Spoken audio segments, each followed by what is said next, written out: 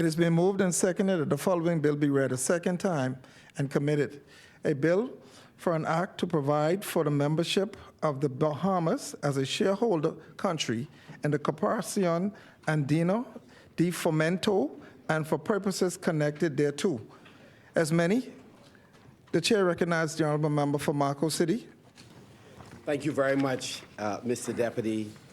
It is an honor, and I'm grateful to God for this opportunity to sit in the Parliament of the Bahamas to amplify the voice of our citizens in general, but Marco City in particular, and to say to the residents of Marco City how grateful I am for your confidence and your support over these 2 terms. And I will continue to discharge my duties.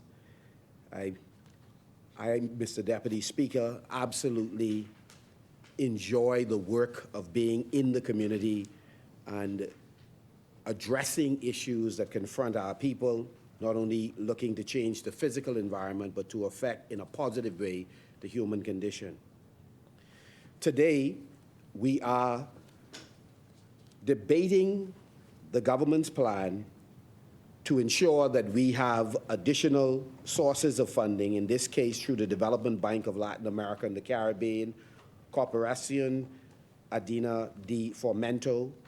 This is the 2024 bill, which the members opposite were quick to indicate that collectively they may have talked about this joining or paying a subscription fee to this organization in less than 15 minutes or thereabout. And while that's their right, Mr. Deputy, they are asking, this government is asking the Bahamian people to commit $50 million in subscription fees to the organization. They are compelled to give compelling reasons why at this juncture, given the scarcity of funds we seem to have as a country, why they have made this particular choice. So in terms of the brevity of their speech, that's hardly relevant. What is relevant is, have you made the business case that $50 million at this time is the best use of the funds? Members on our side, we certainly agree that it is a useful thing to have multiple options on where our administration, where this country can go in order to borrow funds in order to ensure that the work of our country is done effectively. So we are not opposed to pursuing additional options. We do ask the government to pay greater respect to the Bahamian people in laying out why at this time $50 million subscription fee need to be paid to an additional organization, given the fact that we have 2 similar organizations that make funding for similar purposes available to the Bahamian people. And so, Mr. Deputy, after listening to the presentation this morning, we're not convinced that we've heard the compelling case or adequate explanation as to why this particular investment is necessary at this time. And so we would ask members, certainly in the wrap-up, to pay just a little bit more respect to the public in laying out the case. And so, but just before I get into the meat of the presentation, Mr. Deputy, we on this side had hoped that the government would have come today with at least a communication on the explosive discussions that are going on in the public domain with respect to the circulation of voice notes that have the potential to cause reputational damage both locally and internationally for an agency that is so important to our peace and security and the proper administration of laws in the Bahamas. At a minimum, we would have expected that the Prime Minister himself, since we know that in the Constitution, something at this level supersedes the the Minister of National Security. We would have hoped that the Prime Minister himself would have made a communication, but in his absence, the acting Prime Minister would have made a communication. If only The chair recognizes the honourable member for Freetown. Point of order, Mr. Deputy Speaker. I know of no such constitutional provision. The only constitutional provision preserves for the Commissioner of Police autonomy. The public should be aware the Commissioner of Police is holding a meeting and briefing with the press from 11 a.m. was the indication. The other side has had 2 politicians judicially condemned for interfering with the police. They still don't seem to grasp that the police are supposed to be separate from politics. And so as the Commissioner of Police is moving to address the matter, I would invite them to read the first instance judgment and the Court of Appeal judgment, particularly the judgment of the current president, Justice John Isaacs, in the case of D. Shane Gibbs, the Commissioner of Police, and Regina and D. Shane Gibson. That is not the business of the political directorate. Thank you, honourable member.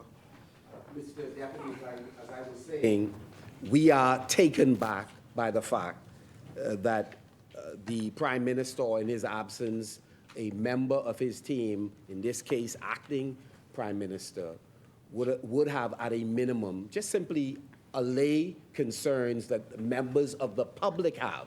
That's the simple point. This is not to get into the granular details of matters that none of us, I presume, or certainly none on this side, know the details of, but just to allay the fears of any Bahamian who believe that we will suffer such reputational damage that we could undermine institutions that are so important to the development. Let me just finish the point so you could speak in a more fulsome way, please. And so, if only to say, here is the procedure of investigation that will be laid out. The Constitution, just to speak to what was mentioned by the minister, the member for Minister of National Security, in the Constitution, when you look at the Police Service Commission and its regulations outlined in 40 through 43, the procedure, again, does not outline a place with respect to the minister. That was the only reason why I made the point that clearly you could see what the process is in terms of investigations. And for that reason, I referenced the Prime Minister. That was the only reason. So again, if only a communication from the chair recognizes the honourable member for Exuma and Ragged Island. Thank you, Mr. Deputy. The leader of the opposition does have a right to request information and statements and clarification. He has no right to tell us who ought to make those communications. Mr. Deputy, the Minister for National Security has made it clear that it's a matter for the police, and the police is making a statement. So he talks about not undermining institutions, and clearly, as a responsible leader of the opposition, I ask that he not undermine institutions and take the advice of the Minister for National Security, Casey, on this matter, and listen to the release by the police, as I'm sure will be forthcoming, and as the Minister said, is perhaps underway at the moment. Thank you, honourable member. Thank you very much, Mr. Deputy. Again, this is not a matter that we intended to, nor will we dwell on, only to say so that the member for Exuma, as well as the Minister of National Security, does not give the public the wrong impression. We believe that the members of the executive, much like the opposition, is concerned about reputational damage, and there is a way in their communication that they could allay the fears or concerns of Bahamians at all levels of the society in terms of what is being done. Included on that list of things that are being done is the statement being issued by the commissioner. And one of the reasons we did not get into the granular detail is because we too are awaiting the comments. The only question is, again, from the no doubt cabinet or subcommittee of cabinet would have had this discussion, and one would have expected to hear, particularly from an administration that spends a remarkable amount of money on PR and consultants, that they would have been advised on how we are able to again. The chair recognizes the honourable member for Exuma and Ragged Island. I'll move on, Mr. Deputy, after this, I assure you. But clearly, the leader of the opposition, if well-intentioned, will take the advice of the Minister for National Security, listen to the press statements made by the Commissioner of Police, and thereafter, if he chooses to make more comments, do so.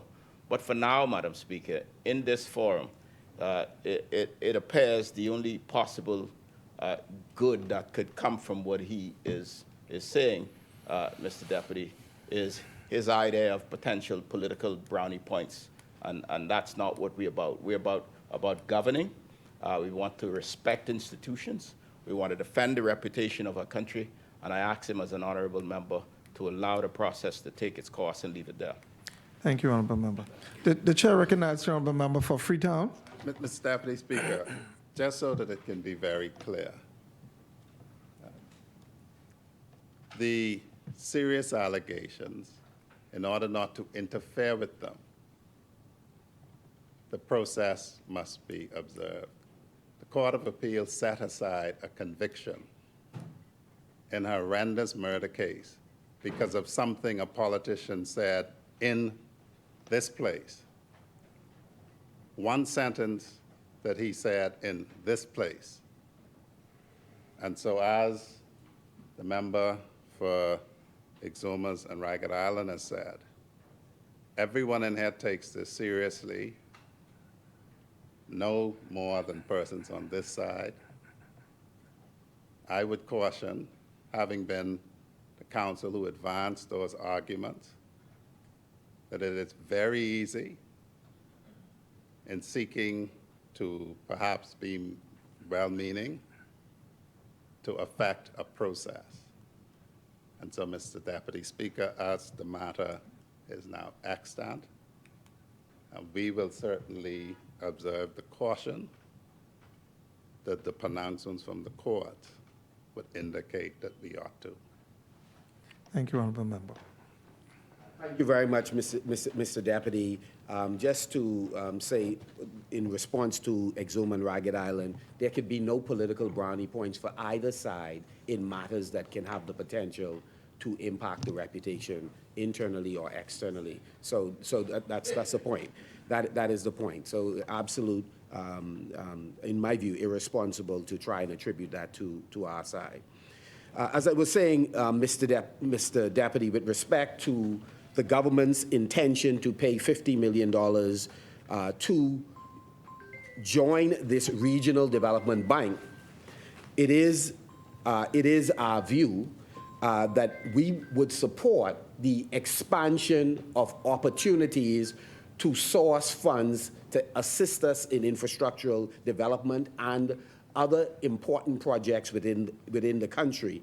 We simply ask, in the context of this debate, what motivated the government at this time, given the financial choices we have to make as a country. And I'll just go through the argument very briefly to help the public understand the cautionary tale that we wish to share with respect to this fact.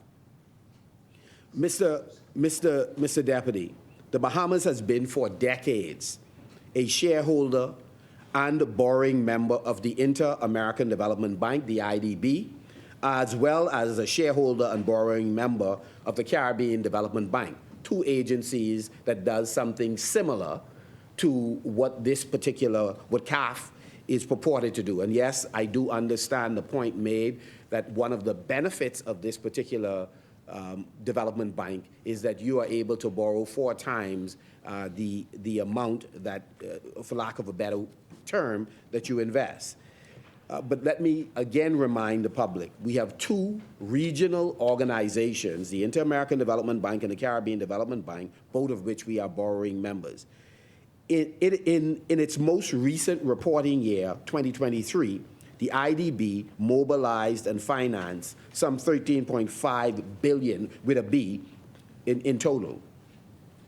I believe the amount just listed in terms of what CAF did last year, and colleagues may wish to correct me if I'm wrong, was a little bit less than that, certainly within our region. In 2023, the Caribbean Development Bank dispersed more than $390 million. Now, since joining these institutions, the public sector, and to a lesser extent, the private sector in the Bahamas, has benefited from hundreds of millions of dollars in loans, grants, and technical support from IDB and the Caribbean Development Bank. We continue to be a member of both of these institutions, and we maintain active portfolios for ongoing projects. Mr. Deputy, I make these points simply to state that if the argument from the other side is that we are making such a significant $50 million investment in yet another regional development bank in order to gain access to development financing, the truth is that we may absolutely not have that need at this moment or in the foreseeable future. If we do have that need in the foreseeable future, it would be useful for the government to then outline. That would have been, I think, an appropriate thing to put on the record. Here is why we are expanding the pool of funds that we have access to because of the following, and then lay out the case. But we did not hear from the member for Pinewood, nor did we hear from the Minister of National Security, the compelling case on what in the short or medium term projects that the government has on the radar. And we believe that that kind of argument would make sense and would resonate with the Bahamian people, particularly since many of them do not have access to funds that are even due to them by this administration, but are not being paid because clearly there appears to be a challenge with funds being available for a wide range of things. So it is important to lay out the case as to why at this time, this year you'd spend $25 million, and next year you would spend $25 million. Indeed, given the massive public infrastructure deficit in the country, we must ask, why hasn't this administration turned more of these development institutions, turn to these development institutions to help finance bridges, dredging, land reclamation, roadworks, seawalls, public hospital, and airports, and so many more critical infrastructure. Given that it is the specific mandate of each of the institutions I just mentioned, Caribbean Development Bank and the IDB.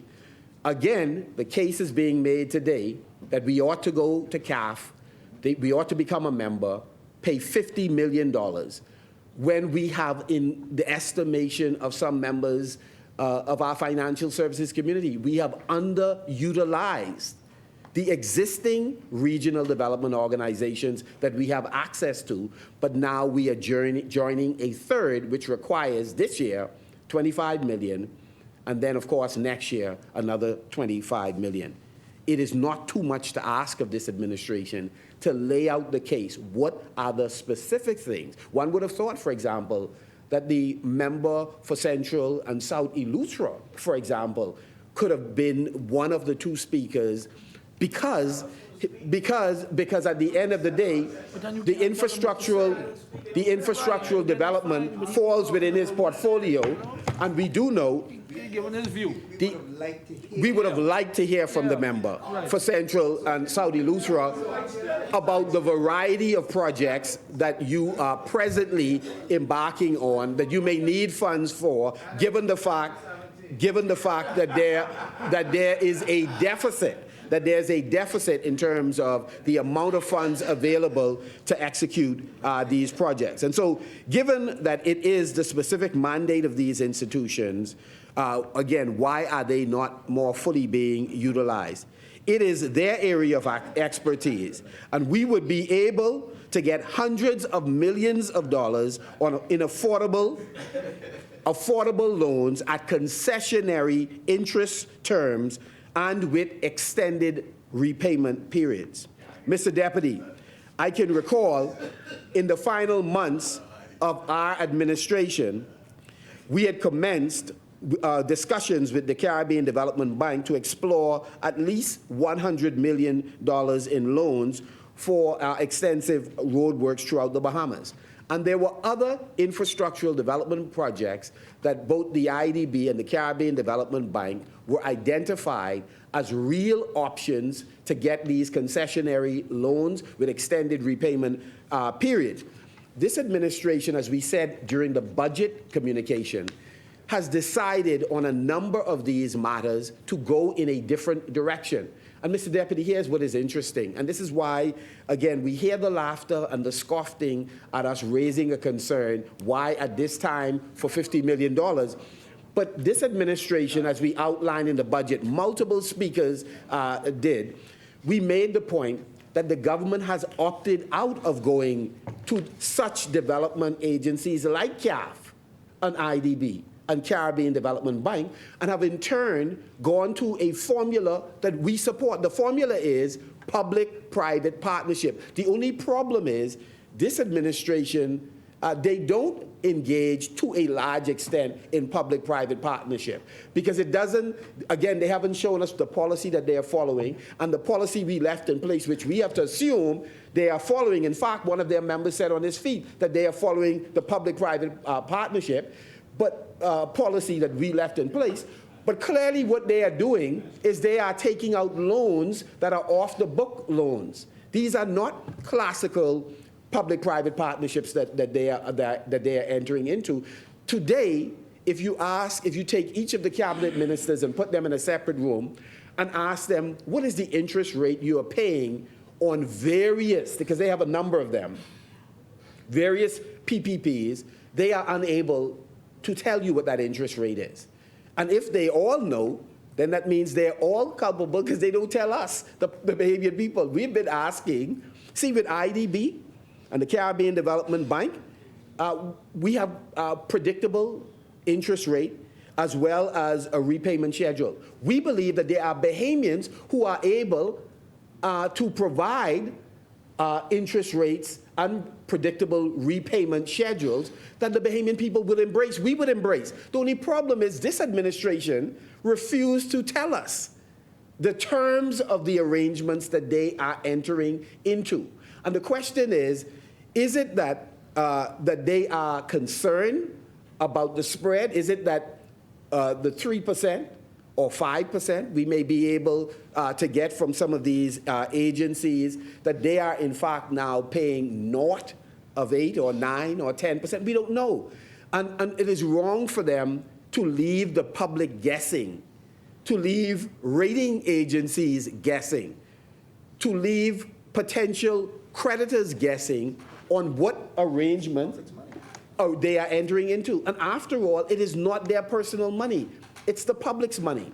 So in much the same way we are asking them today, what are the foreseeable projects that mandate this move at this time at the subscription fee of $50 million?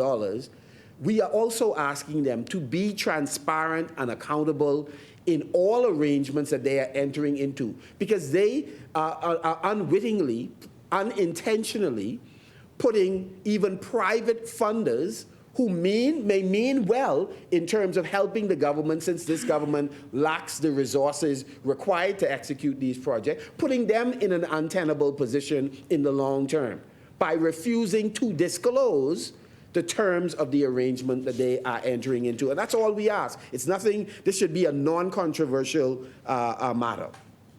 And so, Mr. Deputy, again, we see it really as a kind of arrogance where you are able to take somebody else's resources, the Bahamian people resources, spend it as you feel, and then you are offended when someone asks on behalf of the Bahamian people, what are the terms? You say you're helping us, and you just rely on the final product, but we're asking, at what price are you helping us? And what is the long-term implications? And just share the details. If you have a good thing going on, they love to boast about things that they believe are powerful and good things. Well, the terms of all of your arrangements on our behalf, you ought to lay out. And so we are very much concerned. And so I use the illustration of again, the role that regional organizations play, as well as the role of partners who have resources and who have no difficulty with disclosing the terms by which they make their resources available to the government. I use that illustration just to make the point that even where private sector groups seem not at all concerned about the public being aware of the arrangement that they have entered into with the government, this administration has refused to make available the details of their arrangement. And so, again, what is the impetus for us joining CAF at this time? What are the projects that necessitated this? As I mentioned, we are already members of reputable organizations where they can access funding. Mr. Deputy, here are a couple of theories as to what may be precipitating the action being taken by the government. And in fact, to be magnanimous with this administration, let's just ask the questions. We know that they have difficulties answering them, but we'll ask the questions. We hope, Mr. Deputy, that the government is being fully forthright that joining this institution is not tied to any promise or commitment already made to fund any specific government initiative.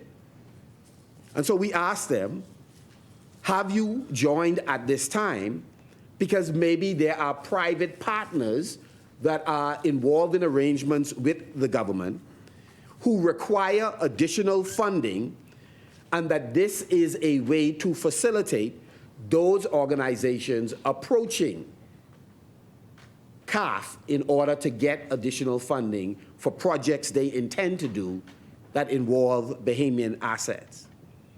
We also hope that the government does not find itself compelled to join this organization because the other multilateral entities and other private global leaders simply are not willing to lend money to the government to fund its project. The multilateral institutions, the credit rating agencies, and the global financial markets see the same things we see here in the Bahamas. They too see a government that does not have a credible fiscal and economic plan. They too see a government that has not been able to keep the economy from reverting back to the low growth, no growth trend line.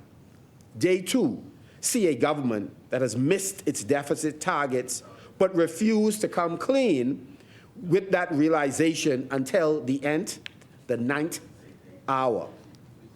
After we pointed out that this administration continually misses deadlines, after we point out that this administration continually talk about being ahead in revenue collection, but behind on paying vendors, Mr. Deputy, this administration continues, in our estimation, through smoke and mirror to give the impression that all is well. Yet, as we look at the various arrangements they are exploring, it seemed to reek of desperation to access additional funds while not having given clear explanation for funds they already have at their disposal.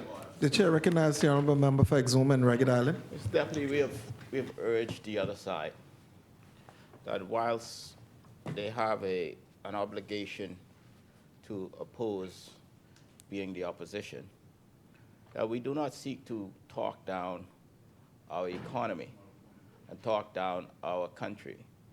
And to do so, Mr. Deputy, to do so, Mr. Deputy. Do I still have the floor, Mr. Deputy? Do I have the floor? Members, Mr. Deputy, do I have the floor? You've given me the floor. yeah, the chair recognizes the honorable member for Exuma and Ragged Island. To refer to this as desperation is not only talking down our economy and our country, but it is misleading, Mr. Deputy.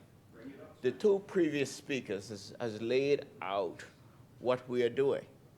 And for the member on the one hand to talk about how it's important for external agencies to see the Bahamas, and then talk about this being an act of desperation is completely misleading, Mr. Deputy, and irresponsible, I might add. Thank you. Mr. Deputy, this administration refuses to fully implement and abide by the procurement legislation. We see, as others see, a government that has loaned BPL $100 million without getting proper authorization from Parliament. They see a government that has caused a breach of the Central Bank Act by seizing the proceeds from the IMF special drawing rights, an undertaking that they had to fix retroactively in this Parliament. They had to come back here again to try and make good of a bad thing that they did, Mr. Deputy. In our view, this government may be finding an audience of persons willing to advance financing to them, because otherwise they may be finding that financing at preferential rates is shrinking in those traditional markets where they have gone to borrow before. And instead of mending their ways and practicing accountable, transparent governance, they have instead gone off to find another willing suitor.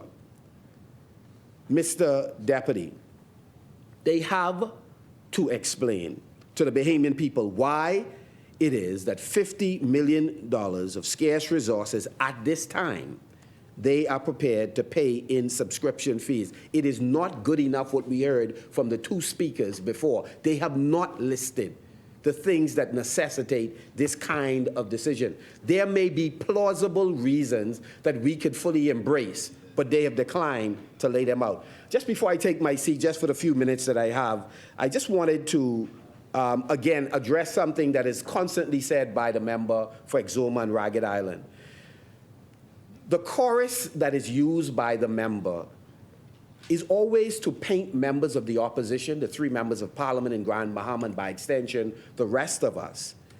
Each time we raise criticisms or critique of how the government is behaving, or statements that they make that are not backed up by action, or we are unclear on, his chorus is that we are talking down the economy, we are somehow not committed to celebrating Bahamian excellence. Nothing could be further from the truth. We will not be deterred in doing our job by critiquing what the government is doing or failing to do. They love the country no more than us. They have no greater commitment to making sure that we have a strong, robust reputation locally and internationally. But we will not be party to ill-advised decisions that they make, nor will we be silent in recommending different ways that they could approach a particular subject. Just recently, the comments were made again about the cruise versus stopover visitors, when our only goal was to point out that we celebrate every dollar that is earned in the Bahamas from cruise as well as stopover visitors. We believe that the potential for benefiting Bahamian people is great the more money is earned. So if records are being broken, we have no difficulty with that. But what we ask is that it is important for us to be careful not to count the record, Mr. Deputy, that does not translate in transforming Bahamians' lives. Because the goal of tourism, if you ask the the veterans of tourism, the Vernice Walk-ins, the Vincent van der Poel, the Kerry Fountains, the Sandy Sands, all of these persons, they will tell you that increased numbers coming into the Bahamas ought to translate into, 1, creation of jobs, 2, to generate foreign revenue in our country to improve our reserves, 3, to ensure that the tourism dollar trickles down to all socioeconomic levels of our country, and that 4, we increase Bahamian ownership, not just ownership, but in the various tourism enterprises, Bahamian leadership, and more than that, make sure that there are linkages between tourism and other productive sectors of our society. And so I wanted to make the point that, again, we value the influx, but let us be real. Let us tell the whole story. That many of the people who were coming here before as stopover visitors are now coming here as cruise passengers. Check the figures out of Florida. Check the fact that we have not grown in any substantial way in stopover visitors from Florida. However, we have grown in terms of cruise passengers. Why don't we tell the full story? That many of the persons who visit the Bahamas... The chair recognizes the honourable member for Exuma and Ragged Island. Mr. Deputy, he's going down the same road again. The numbers are very clear. Overall, we're demonstrating an overall increase in stopover and a significant increase in cruise. Mr. Deputy, for the leader of the opposition to say that people who used to come by stopover now come by cruise, I mean, that's a phenomenal stretch.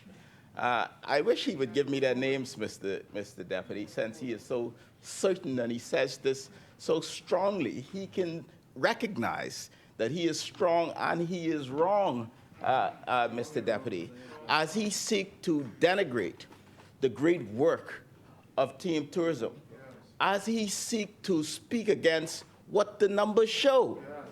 The numbers don't lie, Mr. Deputy. The numbers are clear. And I invite the leader of the opposition to share with him the reports so that when he speaks strongly, he would be accurate, Mr. Deputy. I do want him to maintain whatever credibility he has left. And therefore, I want to share with him the numbers so that he can speak accurately and intelligently to the numbers. I believe he is the shadow minister for tourism. He can call me anytime. I can have him sit with the technical experts. We can go through the numbers so that when he speaks to these things, he can have a truer appreciation for the great work that this team of Bahamians are doing all around the world to bring foreign exchange, to bring revenues, to increase spending, and to increase stopover visitors as we increase cruise visitors, Mr. Deputy. Thank you, honourable member. Mr. Deputy, when we next come to this place, I'm going to lay out in a fulsome way the figures that have not yet been put on the record. I'd only say this. What we should tell the Bahamian people is that we are working on a strategic plan to increase stopover visitors, which provides the lion's share of our revenue. And with respect to cruise passengers, we should be transparent to say that many of the tourists who are coming here, they're going first to the enclaves that we have made available to them on their respective islands, and the bulk of the spending even then is going to many of those small islands, those small enclaves that we've made available to them. And we have to find a way, as a government, to ensure that more of the spend, even by cruise passengers, trickle throughout the Commonwealth of the Bahamas. And in fact, even when they come to Nassau, many times they have gone to their own island before arriving here in New Providence and spending a substantial amount of their resources. And so we don't talk down to it. We're just simply saying we now need to rethink how we are doing the business of tourism. And this is no reflection on the teams that are working diligently in tourism. This is a collective effort of government and opposition to reconfigure structurally how we are doing tourism in the Commonwealth of the Bahamas. And so again, Mr. Deputy, Marco City rests the case. Thank you, Honorable